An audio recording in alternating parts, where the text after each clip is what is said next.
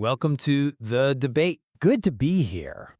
I was digging through some old records last night, actual vinyl, and I put on the Ramones, 1974. There's a track, Something to Believe in, and the lyrics they hit me differently this time. Take my hand, please help me, man, because I'm looking for something to believe in. Classic punk desperation. Exactly. But it's not just, teenage angst. It captures a fundamental human need. We are all desperate for a framework, a lens to make sense of the chaos around us.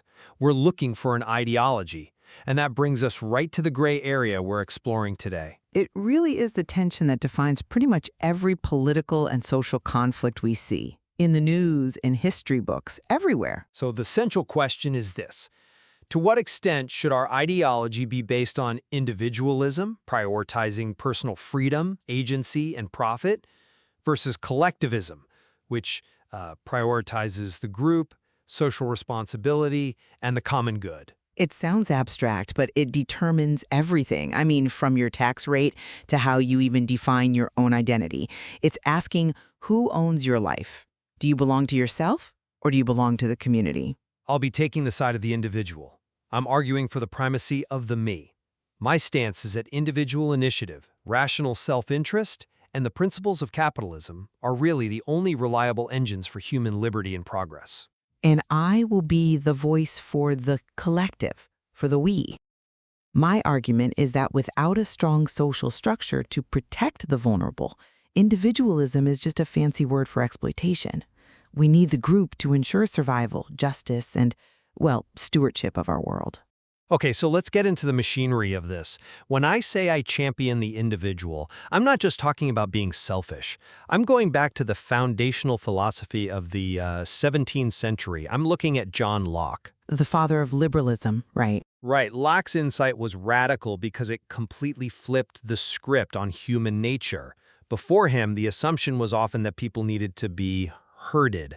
But Locke looked at human beings and he didn't see subjects of a king. He saw rational, intelligent, reasonable entities.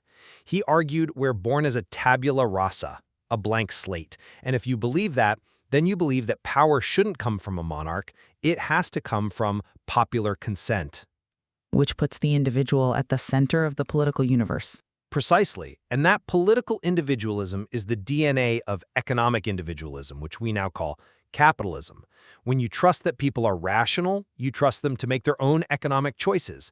And the material we're looking at highlights the specific benefits you get. You get the incentive to acquire skills. You get self-reliance. The pull yourself up by your bootstraps mentality. Well, it's more than a slogan. It's a mechanism. The profit motive drove the creation of the middle class. It allowed the nouveau riche to challenge the old aristocracy. It judges you on your output, not your bloodline. If I work hard, I reap the rewards. That isn't greed, that's agency. It's the idea that your destiny is in your own hands, not dictated by the state. I think Locke is optimistic, maybe to a fault. You're describing how humans could be, in some ideal scenario, not how they actually act when the guardrails are down. If we look at the opposing philosophical tradition, we see a much darker, and I would say more realistic picture. Thomas Hobbes, writing a bit before Locke, he didn't see reasonable cooperators. Hobbes saw fear. Phrasing, solitary, poor, nasty, brutish, and short. We aren't driven by reason. We're driven by a dangerous self-interest to survive at any cost. Without the collective saying, stop, the strong simply devour the weak. So you're arguing we need a Leviathan, a giant state to keep us all in check? I'm arguing we need a we to survive the me. Jean-Jacques Rousseau took this even further. He said, man is born free, and everywhere he is in chains. And he argued that the very thing you celebrate, private property, is what created jealousy and corruption in the first place. But corruption exists in every system, though. Of course, but in unbridled capitalism, it's a feature, not a bug. The material lists the downside so clearly: extreme income inequality, the boom and bust cycles that just ruin people's lives, and the constant manipulation of consumers. When the only goal is individual accumulation, the vulnerable get crushed. The structure isn't a cage, it's a shield against the chaos of pure self-interest. I think that's where we fundamentally diverge. You see the collective as a shield, I see it as a ceiling that limits how high an individual can rise. But let's move from philosophy to the engine room. Motivation. Why do we get out of bed in the morning? Why do we innovate? Survival? A sense of duty? Incentives. The most powerful force for efficiency we have is the profit motive. Adam Smith called it the invisible hand. It's the idea that by pursuing my own, selfish interests, trying to make a profit, I inadvertently help society. How does my selfishness help society? Because I can't force you to give me money. I have to offer you something you want. Competition forces me to lower prices and improve quality. If I want to succeed, I have to serve my neighbor better than the next guy. That's not exploitation. That is the very definition of progress. The material notes this competition encourages the acquisition of useful skills. It forces me to be better. It forces me to solve problems. The invisible hand is a nice metaphor, but let's look at what actual hands were doing when this theory was applied without any regulation. Our source material brings up a really haunting case study from 1911, the oyster and shrimp industries. This is the child labor example. It is, and we have to really sit with it. We aren't talking about a teenager flipping burgers for pocket money. We are talking about a 5-year-old boy. The report describes him running barefoot on cracked shells, retrieving buckets of shellfish. He earned 30 cents a day. Adjusted for inflation, that's about $7. $7 for a day of lacerations and labor. That is a horrific image, obviously. No one would defend that today. But why don't they defend it? It gets worse. The Hullers earned 2 cents a quart. There was no limit on their hours. These incentives you're talking about led to children with fingers literally bleeding from shrimp acid and salt water. The invisible hand didn't reach down to bandage those fingers.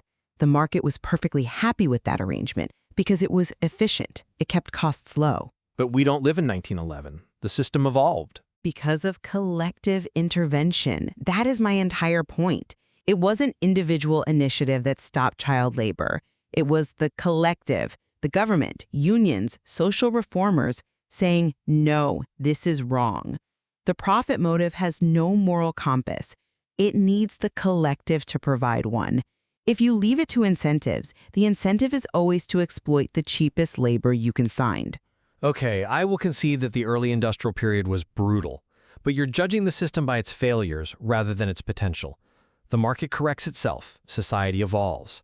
The wealth generated by that system eventually allowed us to afford a world where children don't have to work. So let's look at social structure and opportunity today.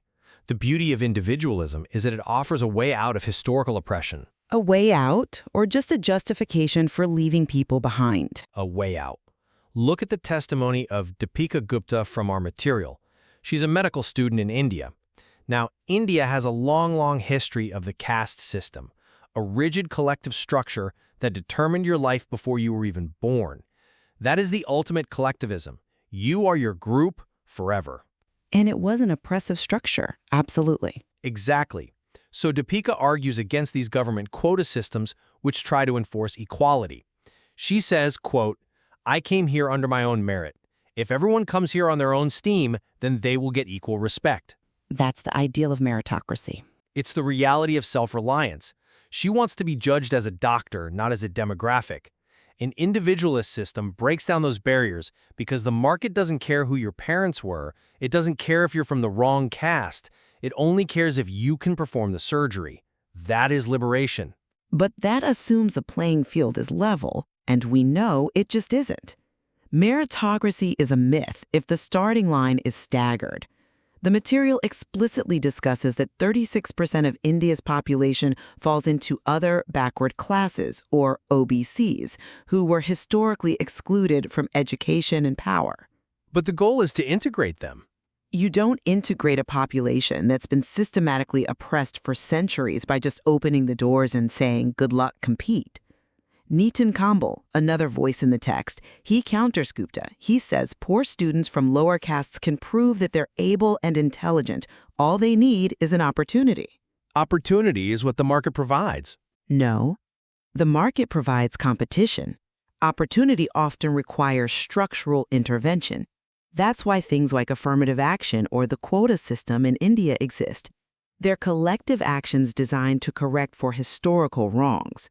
Without the collective stepping in to level that field, merit is just the weapon the privileged use to justify their head start.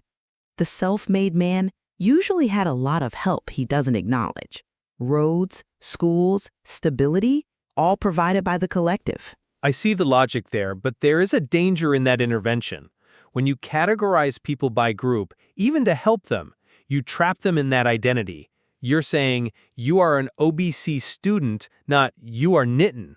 Which brings us to cultural identity. One of the major critiques of collectivism in the text is that privacy is not a priority. Meaning the group is always watching? Meaning the group owns you. In strict collectivist ideologies, the member is responsible for the group, and the group answers for the member. There's immense pressure to assimilate, to conform. The Japanese proverb, "the nail that sticks out gets hammered down," is frankly terrifying to an individualist. I want a society where I define who I am, not my ancestors and not my government. But can you define who you are in a vacuum? You speak English. You didn't invent that language. You inherited it from the collective. Culture isn't a trap. It's the soil that you grow in. It can be both. It can be a foundation or it can be a straitjacket. The material highlights this struggle perfectly with the Francophone schools in Canada. This isn't about crushing the individual. It's about survival. If you don't collectively fund and protect the language, it disappears. And when it disappears, a whole way of seeing the world disappears with it. You can't just be an individual speaking a language that no one else understands. But surely if the culture is valuable, individuals will choose to keep it alive. If it matters to them, they will speak it. Not against the steamroller of global capitalism. Look at the indigenous languages mentioned: Cree, Ojibwe, Inuktitut. Elder Mary Thomas and Elaine Renee Tambor speak to this. Tambor says language and culture are crucial. Children are hungry for it. The text notes that the teachings of our values have ensured our existence. Existence is one thing, thriving is another. But you cannot thrive if you don't know who you are. For these communities, the we is the only thing that ensures the survival of the me. A purely capitalist view treats culture as an inefficiency. It's cheaper if we all just speak English and buy the same jeans. But that is a cultural genocide by economics. The collective we is the only thing standing between unique human identities and a homogeneous gray sludge of consumerism. I think that's a heavy accusation. I believe diversity flourishes best when people are free to choose their influences, not have them mandated. However, let me pivot to where this tension is most tangible, most physically real: our relationship to the land. This is where the worldviews collide most violently. I look at the history of the West, specifically the settler view described in the material about the Alberta prairies. They looked out and saw luscious grass, belly-high, waiting to be turned. Waiting to be turned. That phrasing is so revealing. It implies the land was doing nothing, serving no purpose, until a white man showed up with a plow. It implies potential. It implies optimism.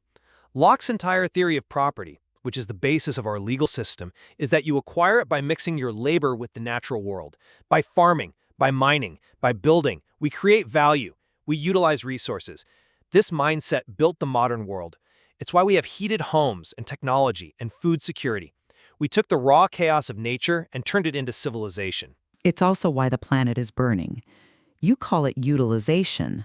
I call it extraction.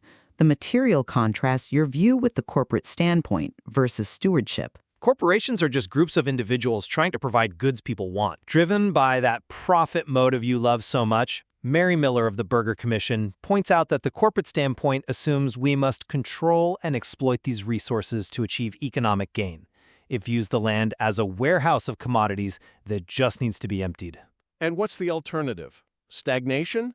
If we don't use resources, we freeze in the dark. The alternative is stewardship. The Indigenous worldview described here sees humans as caretakers. The relationship is spiritual, not just economic. And the downside of your utilization is listed right here in black and white. Industry cost-cutting can lead to environmental problems and global climate change brought about by increasing consumerism. Those are externalities. That's such a cold economic term for poisoning the water or melting the ice caps. The individual profit motive doesn't account for the pollution it creates because the profit is private, but the cost is collective.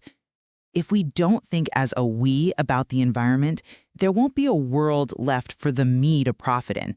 The land isn't waiting to be turned, it's waiting to be respected. I think we've reached the bedrock of the disagreement. You see the collective as the necessary guardian, the only thing keeping us from destroying ourselves.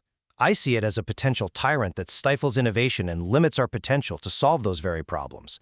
But looking at the gray area our material describes, I have to admit, neither of us lives in a pure system.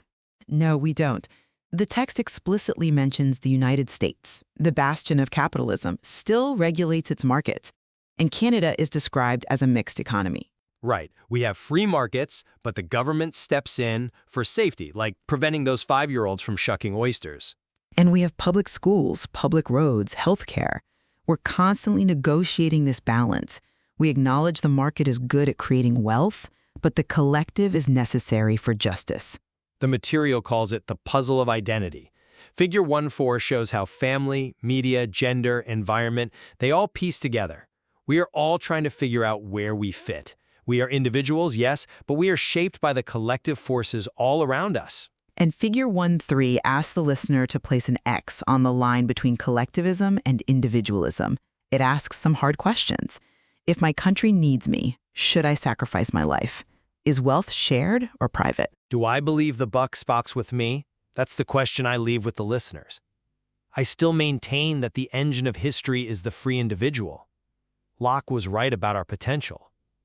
When you unleash human rationality, you create a society where people are free to chart their own course. And I maintain that we are, as the philosophers say, social animals. We are not islands. Without the collective to protect the weak, whether that's the child labor of 1911 or the marginalized caste of today, freedom is simply the freedom of the strong to exploit the weak. We have to be our brother's keeper. It's a tension that isn't going away. So where do you put your X? Are you a believer in the power of the me or the necessity of the we? Thank you for listening to this exploration of the gray area. Thank you for joining the debate.